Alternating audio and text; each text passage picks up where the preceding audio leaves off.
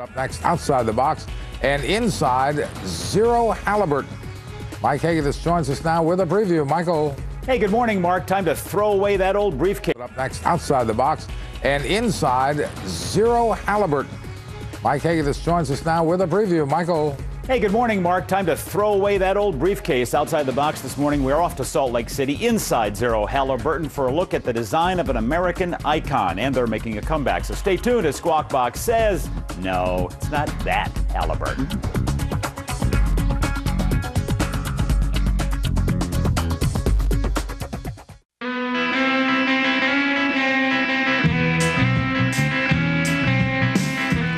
Outside the box this morning, it's time to pack up your troubles and your aluminum kit bag and head to Salt Lake City.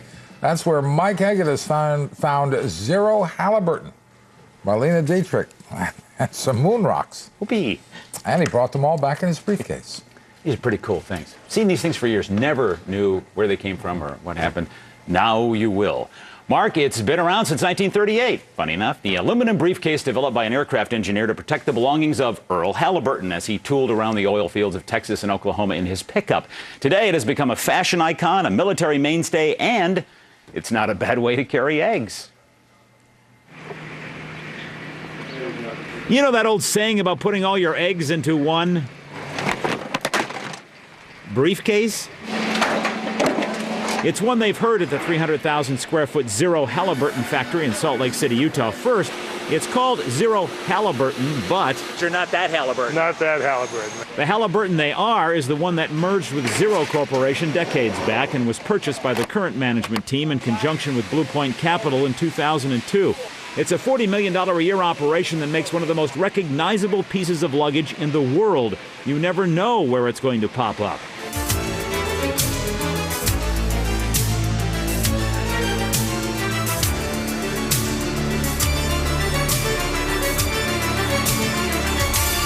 This is a classic retro case. You notice the difference in the handles and the latches. Oh, okay. But the same technique and technology, the rubber gasketing and everything has been handed down and was in this. A little less than 50% of Zero's business is on the consumer side. It's the part that can be traced back to the likes of Hollywood icon Marlene Dietrich, off to Argentina, no doubt, to have people throw themselves at her. As with most luggage lines, sales flattened dramatically after 9/11, but have revived in the last 12 months, thanks to the introduction of new nylon and designer lines, and what used to be is now.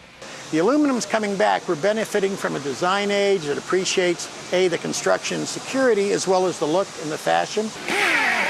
The construction is what makes Zero, Zero, as in no leaks, no breakage. It's something called the drawing process. One piece of aircraft-grade aluminum pulled or drawn in one motion into a shape. No welding. We carried the moon rocks from Neil Armstrong back to them when he landed on the surface of the moon, in this particular case. The fastest growing segment of the business is on the industrial side. It makes both aluminum and plastic cases for nearly every industry, from electronics to medical, TV to the military. Zero Halliburton cases are all over Iraq and Afghanistan. You may recognize this is actually the Stinger missile case, and we've been making it since 1967. We have a lot of small competitors, but we're really the 900-pound gorilla in the market. Speaking of which, wonder if that egg made it? Yeah! Woo! Egg is still there. Man, were they happy. In the last 10 years, Zero cases have been in over 200 movies and television shows. Let's take a look at some of the stuff that they brought over.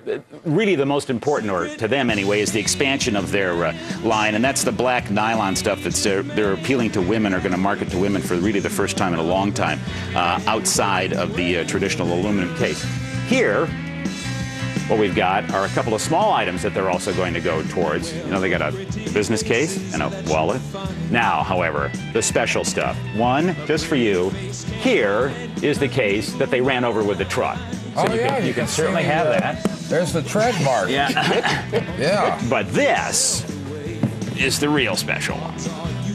One that they made up particularly for there.